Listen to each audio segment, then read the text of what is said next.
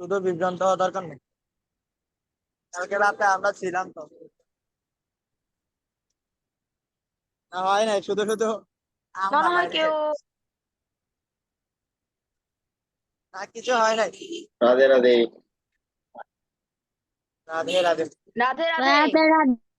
Radhe Radhe sir. Radhe Radhe. সবার জন্য wait করি, সবাই আসো, তারপর আমরা ক্লাসে যাবো।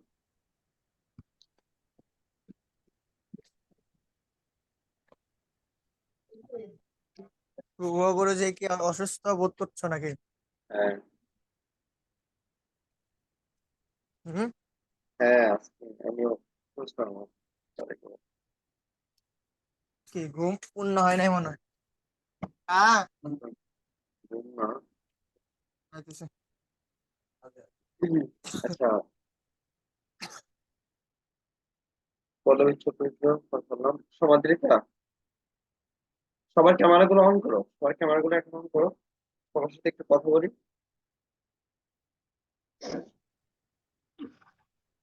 সবার ক্যামেরা অন করে দাও। স্যার ভালো আছি, আপনি ভালো আছেন? হ্যাঁ আছি ভালো। গীতা পাঠ করো বাসায়? স্যার করি মাঝে হ্যাঁ মাঝে। স্যার। হ্যাঁ, আশ্চর্য চক্রবর্তী কেমন আছো? ভালো, আপনি কেমন আছেন? হ্যাঁ আমিও ভালো আছি। বাসায় গীতা পাঠ করোনি তুমি? হ্যাঁ। Okay good. বাসায় বেশি বেশি গীতা পাঠ করবা, ঠিক আছে? আচ্ছা, আছে। তাহলে অর্পিতা ঘোষ। গুরুজি ভালো আছেন? হ্যাঁ আছি ভালো, কেমন আছো? ভালো। বাসায় গীতা পাঠ করো তোমরা? হ্যাঁ গুরুজি। তা বোন, তুমি গীতা পাঠ করোনি ছোটটা? করে মাঝে মাঝে। বাসায় গীতা পাঠ করতে হবে। আচ্ছা ঠিক আছে। তারপর হলো পল্লবী চক্রবর্তী। হ্যাঁ স্যার। কেমন করেন, কেমন আছেন?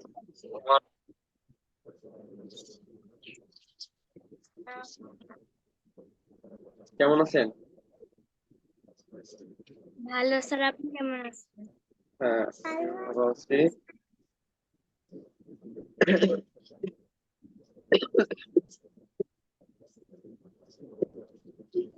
তারপর অর্পিতা।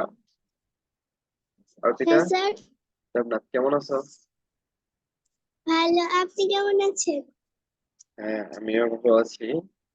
বাসায় গীতা পাঠ করো? হ্যাঁ। Good. গীতা পাঠ করতে হবে। কালকে পড়াগুলা বুঝছি না?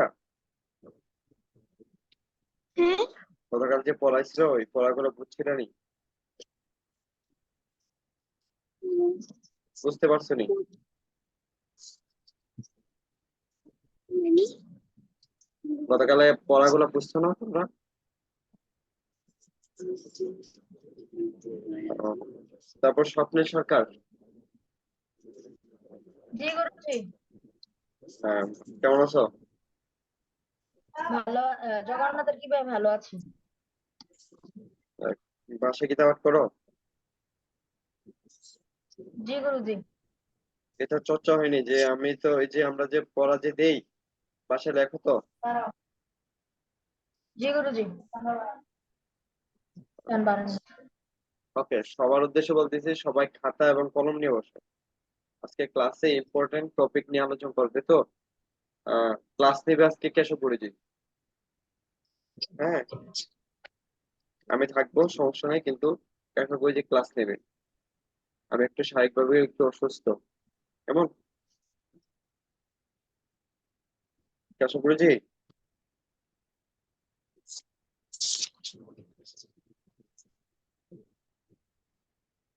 কেশবপুরীজি।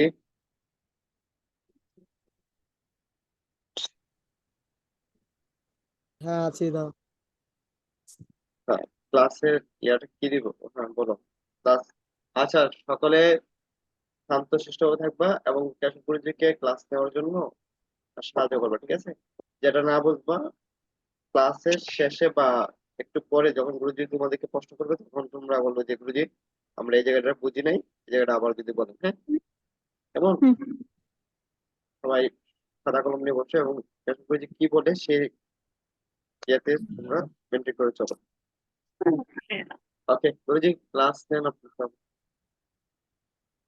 ঠিক আছে, আলোচনা যেগুলো করব তুমি স্ক্রিনটা দিয়ে দিও, হ্যাঁ, স্ক্রিনশটটা কর, ঠিক আছে? ওকে ঠিক আছে, সমস্যা নেই, দিয়ে দিন।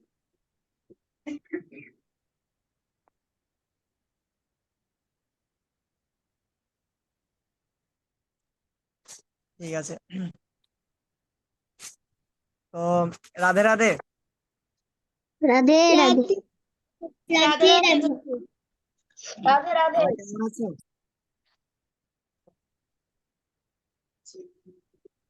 সবাই কেমন আছো? ভালো। আপনি ভালো কেমন আছি। আছেন? ভালো। ভগবান কৃপে ভালো আছি রে বলছি। তোর এই দেখিলে কি লিখি? হ্যাঁ, হাত জোড় করো। হ্যাঁ, কি করেছো?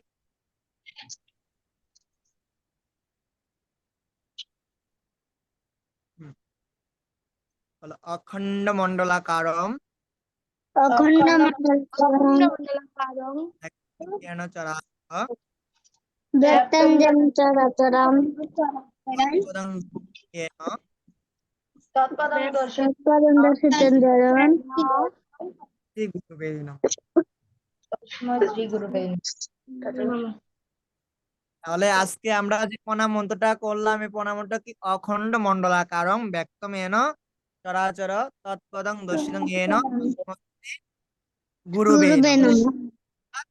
গুরুদেব কি? অখণ্ড, অর্থাৎ যে আমরা গত ক্লাসে আলোচনা করেছি পরম ব্রহ্মকে নিয়ে, এই গুরুদেব হলো পরম ব্রহ্ম, অর্থাৎ অজ্ঞান তিমিরাঙ্গস্য, যেটা গুরুদেব অর্থাৎ দিয়েছে তিনটা মন্ত্র দিয়েছে, আমরা মাঝখানেরটা করেছি, অর্থাৎ 2 নম্বরটা অখণ্ড।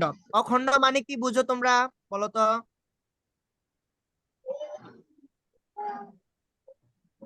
অখণ্ড বলতে কি বুঝায়? যেটা খণ্ড খণ্ড খণ্ড না, যাহার কোনো খণ্ড না, যার কোনো দ্বিতীয় কোনো খণ্ড নাই, নাই।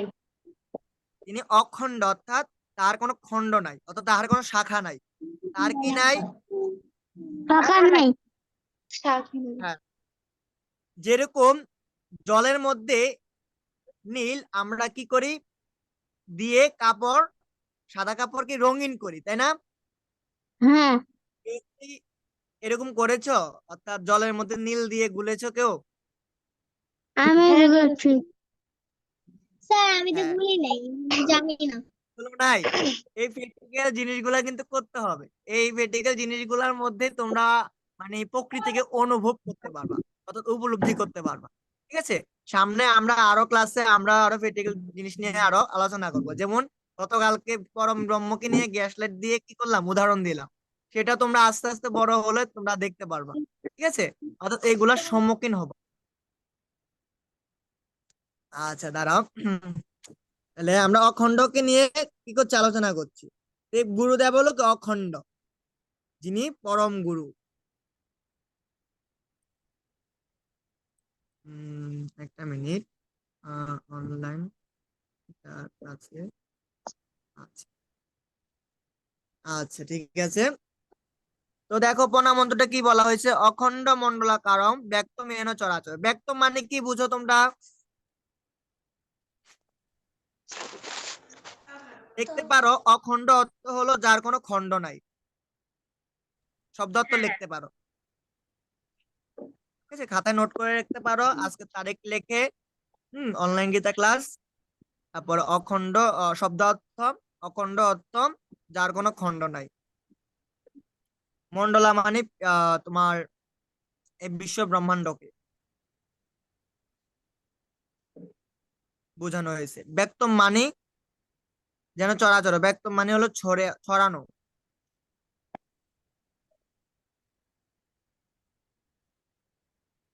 গুরুজি তৎ মন্ডল তো কি? বিশ্ব ব্রহ্মাণ্ড,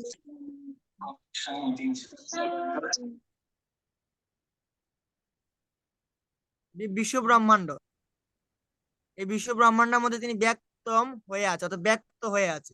নীল যেরকম যেটুক জলের মধ্যে দিবা না কেন একটা ফোঁটা, সেই নীলের ছোঁয়াটা কি হয়ে যাবে, পুরা জলের মধ্যেই কি হয়ে যাবে, মিশে যাবে।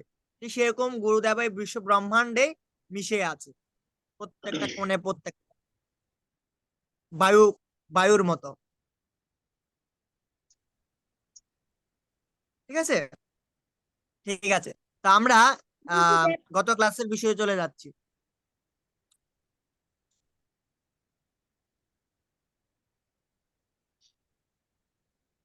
এবার যারা গত ক্লাস করেছো, গত ক্লাস কিন্তু অনেকেই করো নাই, ঠিক আছে? গুরুজি, পূর্ণিমা এবং প্রতীকে, এটা পূর্ণিমা, তোমার সাথে কে যোগ হয়েছে বলো? গুরুজি, আমার হ্যাঁ, ছোট বোন, মামাতো বোন। ও আচ্ছা, ঠিক আছে। হ্যাঁ বলো গুরুজি। আহ যেরকম একটু পরামর্শ গুলো একটু ইয়ে করে দাও, ওদের শোনায় দাও, রিপিট করে দাও। কি করব? পরামর্শ গুলো ওদেরকে রিভিশন মানে রিপিট করে দাও, রিভিশন দিয়ে দাও। সবাই পারে, তারপরে একটু সবাই এখন নতুন আছে তো কিছু, নতুন জয়েন হয়েছে, তাহলে একটু গুরু পরামর্শ সবগুলো একটু বলে দাও। গুরু পরামর্শ এই যে এখন সবগুলো মন্ত্রই আছে সব। এখন এগুলো আলোচনা করতে আছে, ঠিক আছে, হ্যাঁ বলো। মানে একটু ওম বলে যে অজ্ঞানতিমিরান্ধাস্য, বলো সবাই। অজ্ঞান দশক জল জনশলাকয়া জ্ঞান জানা শলাকয়া চক্ষুর্মিলিতমেন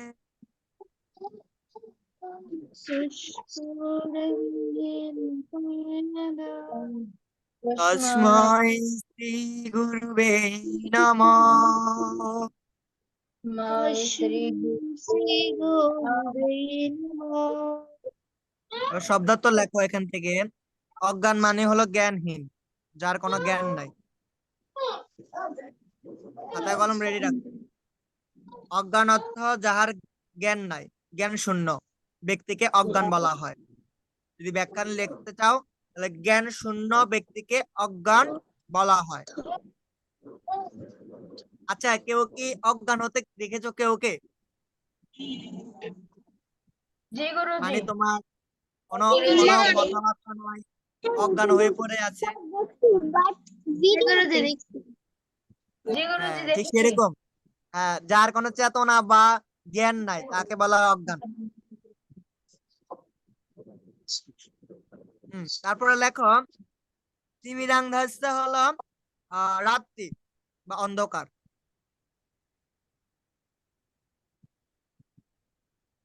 তিমির মানে রাত্রি।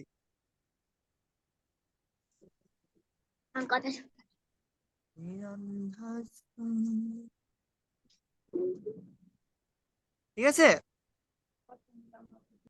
জ্ঞানাঞ্জন অর্থাৎ জ্ঞানাঞ্জন অর্থ হলো জ্ঞান, অর্থাৎ এখানে অজ্ঞানও বলা আছে আবার জ্ঞান আছে। অর্থাৎ অজ্ঞানকে যদি তোমার জাগ্রত করতে হয় তাহলে জ্ঞানের দ্বারা তাকে কি করতে হবে, জাগ্রত করতে হবে, যার জ্ঞান আছে। তো একটা বইয়ের মধ্যে লেখা আছে পিছনে, সে বইয়ের নামটা সম্ভবত কোন ক্লাসে পেয়েছিলাম।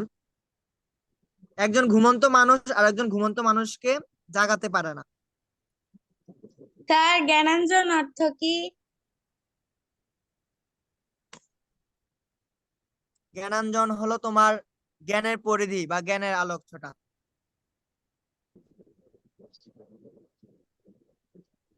অর্থাৎ জ্ঞানে লেখো, ঠিক আছে, পবিত্র জ্ঞান বা সূক্ষ্ম জ্ঞান, একটাই লিখতে পারো, সমস্যা নেই। সূক্ষ্ম জ্ঞান বা পবিত্র জ্ঞান। শলাকায়া হলো ধারালো অস্ত্র, অস্ত্রের মাথা।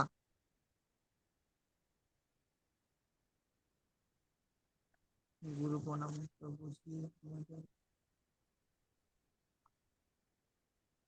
স্যার, তিমিরাঞ্জন অর্থ কি? দিবিনাংধস্য হলো অন্ধকার, গভীর রাত্রি। গুরুজি শলাকার অর্থ কি? শলাকা হলো ধারালো অস্ত্র।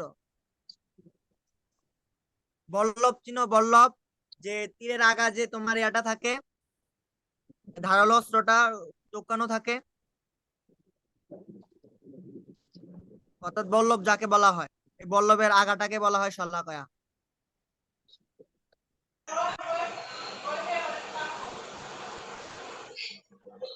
তুষ্কুরুম উন্মিলিতম যেন ইয়াসমিন তস্মৈ শ্রী গুরুবে নমঃ। বুঝি নাই।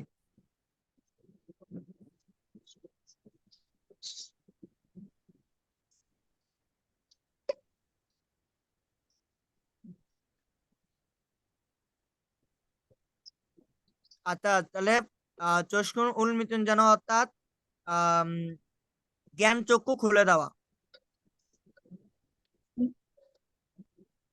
উন্মিলিত অর্থাৎ জ্ঞান চক্ষু খুলে দেওয়া, বা জ্ঞান জ্ঞান চক্ষু জাগ্রত করা, বা একটা লিখতে পারো জ্ঞান চক্ষু খুলে দেওয়া। শেষ। যিনি জ্ঞানাঞ্জনের শলাকা দিয়ে আমার জ্ঞান চক্ষু খুলেছে, সে আমাকে পরম গুরুদেব। আচ্ছা, ঠিক আছে, লিখেছে সবাই? আমারে দেখা যাইতেছে।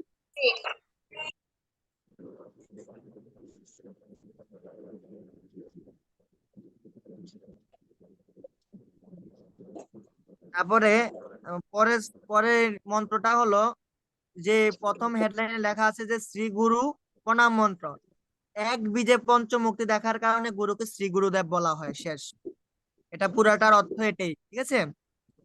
শ্রী গুরুবে নমঃ, অর্থাৎ এক বীজে পঞ্চমুক্তি দেখার কারণে গুরুদেবকে শ্রী গুরুদেব বলা হয়। তাহলে প্রশ্ন লিখতে পারো, শ্রী গুরুদেব কাকে বলে? উত্তর, এক বীজে পঞ্চমুক্তি দেখার কারণে গুরুদেবকে শ্রী গুরুদেব বলা হয়।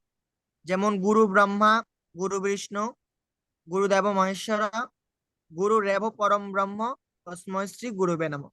অর্থাৎ ব্রহ্মা বিষ্ণু মহেশ্বর এবং নিরাকার ব্রহ্ম এবং সাক্ষাৎ যিনি আমার কর্ণের নাম দিয়ে অর্থাৎ মন্ত্র দিয়েছে, সাক্ষাৎ গুরুদেব, এই পঞ্চমুক্তি। নেবের কেমন কথা? গুরুজি শ্রী গুরুদেব কাকে বলে, এটা উত্তরটা জানো কি? এক বীজে, বীজ, এক এক বীজে যে পঞ্চ অর্থাৎ পাঁচ,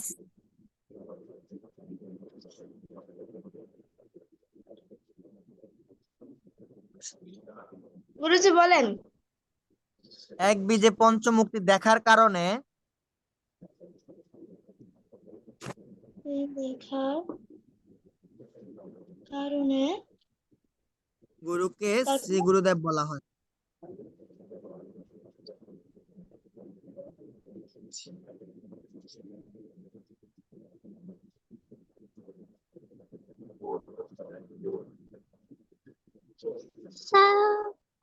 স্যার একটু আবার বলেন না।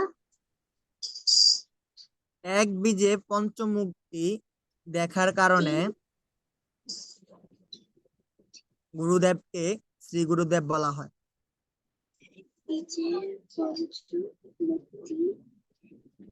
পঞ্চমুক্তি মুক্তি দেখার কারণে, হ্যাঁ, অর্থাৎ রূপ।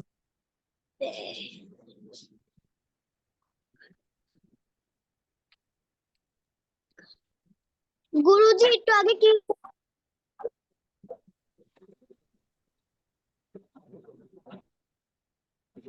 গুরুজি বলো। একটু আগে কি জানি বলেছিলেন? এক বীজে পঞ্চমুক্তি দেখার কারণে গুরুদেবকে শ্রী গুরুদেব বলা হয়।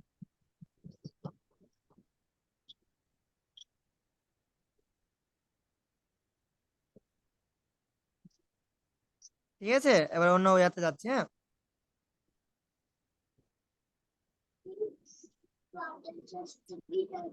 আচ্ছা, এবার আমরা গত ক্লাসের বিষয়ে আসি।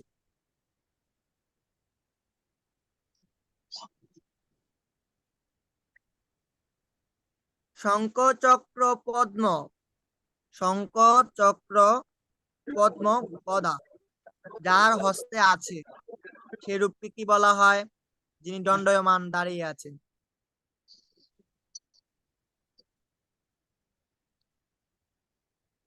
কে পারবে বলো? কোনটা স্যার?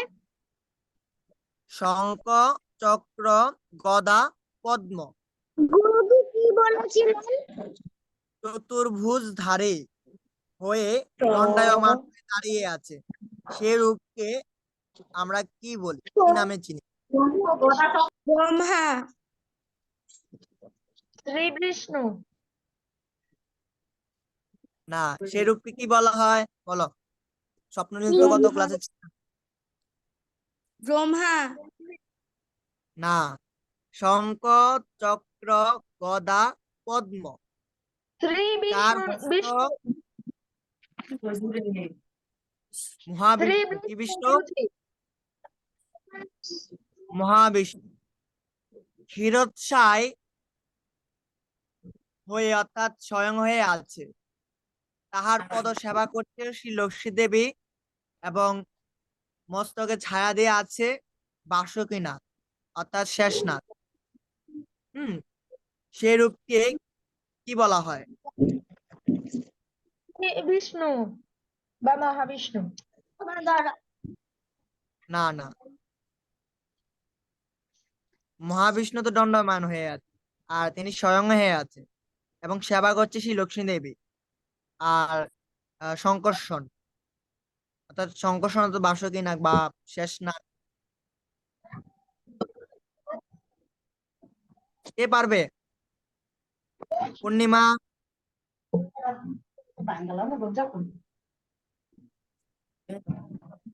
লেখনি তোমরা গত ক্লাসে যারা ছিল? গুরুজি আমি অন্য বাসায় আছি তার জন্য লিখতে পারি। দরজা ডাকাইতেছে, ফোনটা রাখেন, কারেন। গুরুজি হ্যাঁ বলো।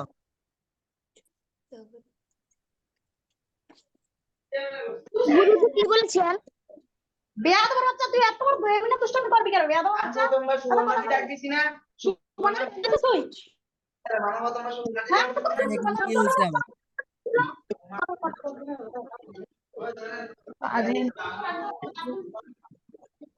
স্বপ্ননীল সমস্যা কোথাও? কেশব, হ্যাঁ বলেন।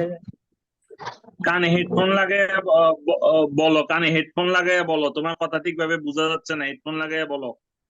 হেডফোন তো আনি নাই, বল করতে আছে। আচ্ছা ঠিক আছে, হাতে নিয়ে করছি। আচ্ছা ঠিক আছে, প্রশ্ন করা করলাম। বুঝছি প্রশ্ন তোমরা বুঝো নাই, কঠিন হয়ে যা প্রশ্ন করলে নাকি? আচ্ছা স্যার, কোন প্রণাম মন্ত্রটা বলতে বলছিলেন?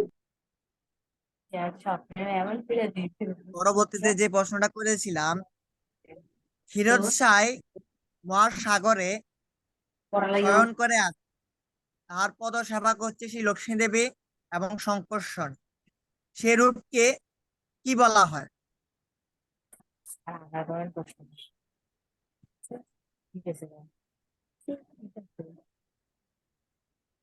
গুরুজি আপনার কথা বোঝা যাচ্ছে না। বোঝা যাচ্ছে না? লাইটে এই ভিডিওটা টিপতেছে না এদিকে। আচ্ছা দাঁড়া দাঁড়া, এখন বোঝা যাচ্ছে?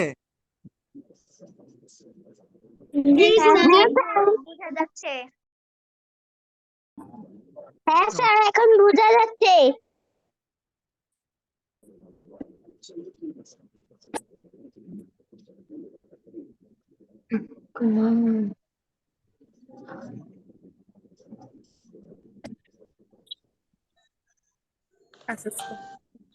গুরুজি আবার প্রশ্নটা একটু করেন। গত ক্লাসের বিষয় কি ছিল বলো?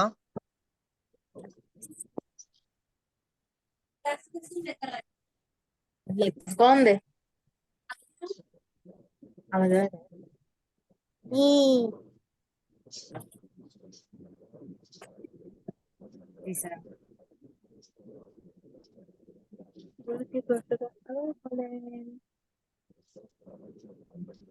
গত ক্লাসের বিষয় ছিল ব্রহ্ম হতে তিলক, ঠিক আছে?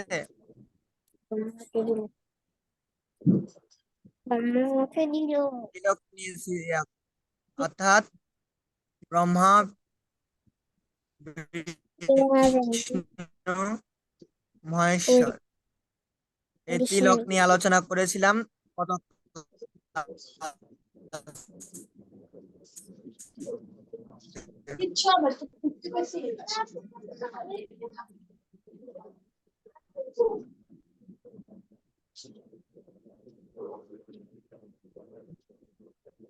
তাহলে আমরা গত ক্লাসে জানতে পারলাম নিরাকার ব্রহ্ম হতে তিলকের সৃষ্টি অর্থাৎ আকারের সৃষ্টি হলো কিভাবে। যে বিষ্ণু দেখছো তোমরা, সেই বিষ্ণুকে বলা হয় গর্ভশায়ী বিষ্ণু। এই প্রশ্নটা করিনি, করেছিলাম মহাবিষ্ণু রূপ আমরা প্রশ্ন করেছিলাম, কিন্তু সবাই বুঝতে পারোনি। আর এই প্রশ্নটা হতো যাহার নাভি কমল থেকে ব্রহ্মদেব এবং যাহার দেহজাত হতে মহাদেব সৃষ্টি হয়, সেই রূপকে কি বলা হয়? সেই রূপকে কি বলা হয়? গর্ভশায়ী বিষ্ণু। কি বলা হয়? গর্ভশায়ী বিষ্ণু। হ্যাঁ, গর্ভশায়ী বিষ্ণু। তো এবার আসবো আমরা এই তিলকের থেকে আমরা মানে জড় জগৎ সৃষ্টি সে বিষয়ে। তাহলে ব্রহ্মদেব কিসের কর্তা? ব্রহ্মদেব কিসের কর্তা? সৃষ্টির কর্তা। সৃষ্টিকর্তা। সৃষ্টির কর্তা।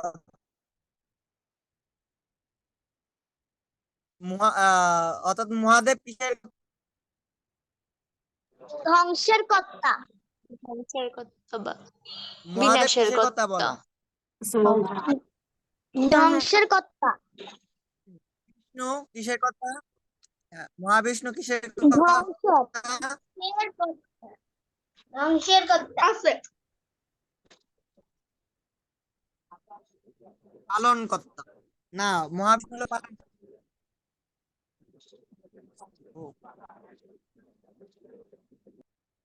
গুরুজি, আপনার কথা বোঝা যাচ্ছে না, কেটে কেটে আসছে। আচ্ছা দাঁড়াও, আমি একটা কাজ।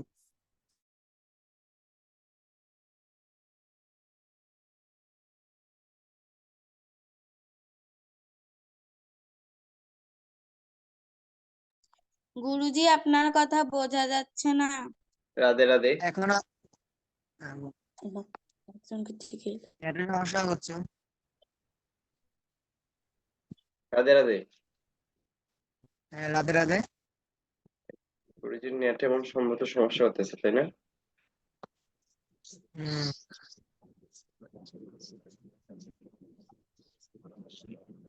ওকে গুরুজি, স্টার্ট করেন দেখি আবার। হ্যাঁ, আচ্ছা এখন কি প্রশ্ন শোনা যাচ্ছে? হ্যাঁ, এখন ঠিক আছে। আচ্ছা ঠিক আছে, আমরা পরবর্তী ইয়াতে যাচ্ছি, বিভ্রান্তি না হয়ে।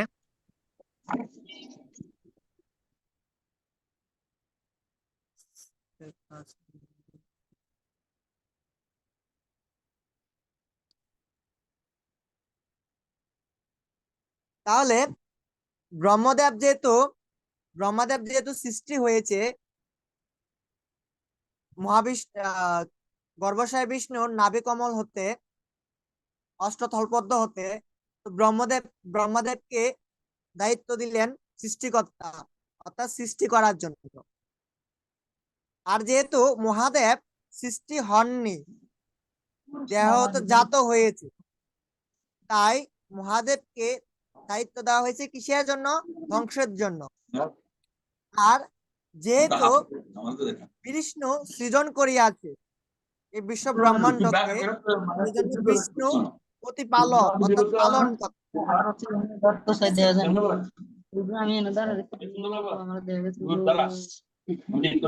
দেখো এখানে বিশ্বরূপে দর্শন হয়েছে। বিশ্বরূপের মধ্যে দেখাচ্ছে যে সর্বকিছু আমার মধ্যে বিদ্যমান, যা একাদশ অধ্যায় বিশ্বরূপ নামক অধ্যায় অর্থাৎ শ্রীমদ্ ভগবদ্গীতায় উল্লেখ করা হয়েছে যে আমার মধ্যে সর্বকিছুর বিদ্যমান, আমি এই ব্রহ্মাণ্ডের পালনকর্তা, আমি ধ্বংসকর্তা, আমি সৃষ্টিকর্তা, অর্থাৎ বিশ্ব ব্রহ্মাণ্ডের পালক আমি, অর্থাৎ এই বিশ্বরূপে দর্শন আমরা করতে পারছি। তো আমরা যেরকম আকার ধারণ করলে আমাদের যেরকম ছায়া মাটিতে পতিত হয়, আর আমাদের রূপ যেরকম কালো ছায়ায় পতিত হয়, ঠিক সেরকম মহাদেব হলো মহাবিষ্ণুর সে পতিত ছায়া, একে অপরের পরিপূরক, কেউকে কেউ ছাড়া নয়। সেই জন্য মহাদেবকে বলা হয় দেহজাত, অর্থাৎ মৃত্যুঞ্জয়, যাহার কোনো মৃত্যু নাই, তিনি অমর।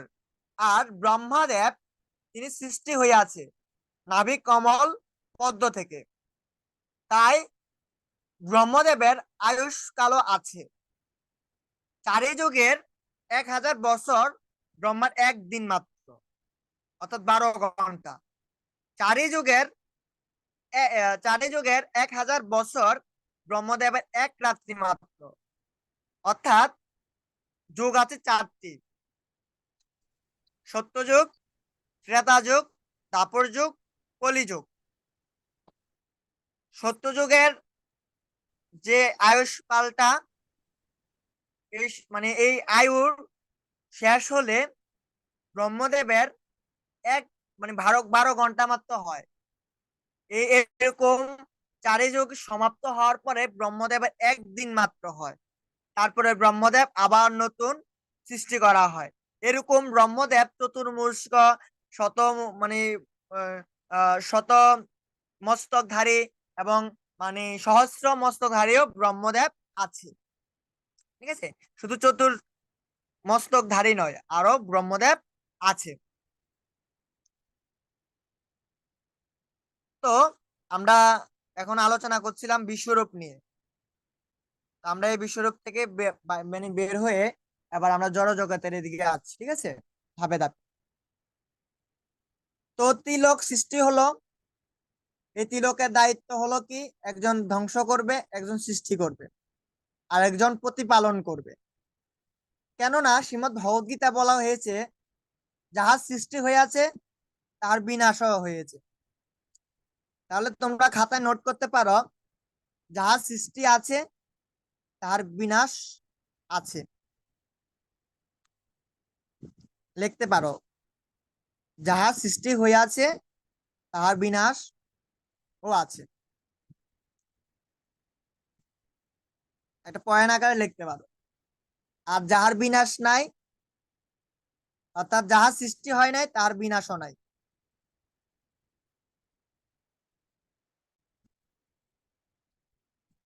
সবাই লেখার ইয়া করো। স্যার আবার যাহা প্রথম সৃষ্টি হইয়াছে, হ্যাঁ বলছি, যাহা সৃষ্টি হইয়াছে। আচ্ছা, আমিও টাইপ করে দিচ্ছি, তোমরা দেখতে হয়তো সুবিধা হবে। আমি অনলাইন গীতা ক্লাসে ইয়াতে দিচ্ছি, দয়া করে নাও।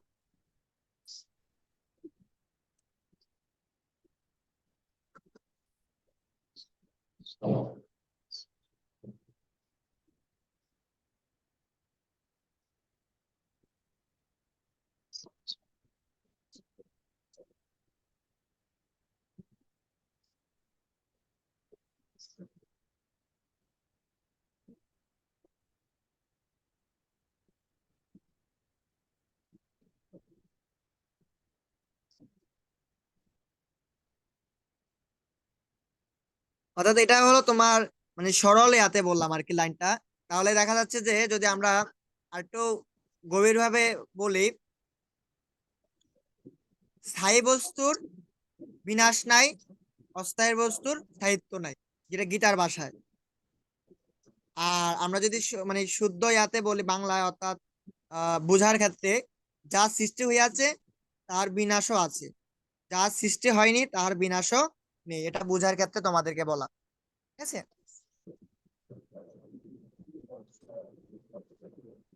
হ্যাঁ লিখে নাও। তাহলে এবার প্রশ্ন লেখো, একটা প্রশ্ন করছি কিছু। এবার বলো তো, ত্রিলোকের মধ্যে কার সৃষ্টি হয়েছে? ব্রহ্মা বিষ্ণু মহেশ্বরের মধ্যে কার সৃষ্টি হয়েছে?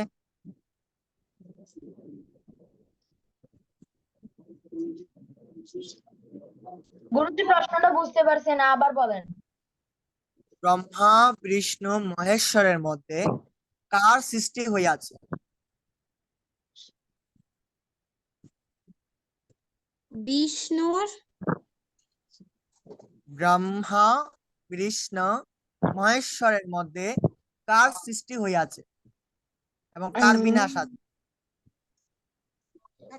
এখানে কারোরই বিনাশ নাই।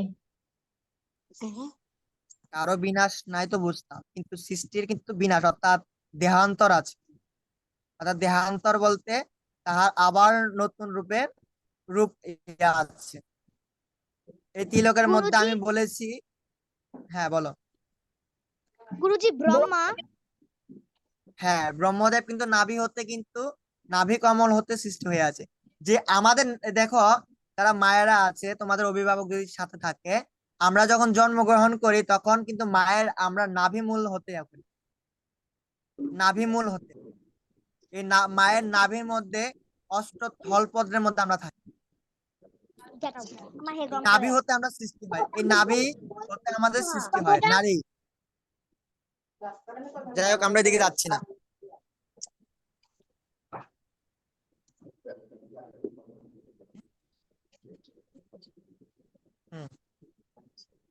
এই নাভি হতে কিন্তু আমাদের সৃষ্টি হয় গুরুজি, মায়ের গর্ভে। রাধে রাধে। হ্যাঁ, বলো। ইয়া, ক্লাসটা এখন কেটে যাবে, আমি এখন আরেকটা নতুন লিঙ্ক দিব। ওকে সবাই, আমি ক্লাসটা কেটে যাবে, আমি এখন আবার একটা লিঙ্ক দিচ্ছি, ওই লিঙ্কে সবাই দ্রুত জয়েন করো, ঠিক আছে? ঠিক আছে। জি গুরুজি। ওকে, কোশ্চেনটা মনে রাখবা যে ব্রহ্মা বিষ্ণু শিব এখানে কাদের মৃত্যু নেই। Okay? ঠিক আছে, আমি আবার লিঙ্ক দিচ্ছি, তোমরা দ্রুত জয়েন করে নাও।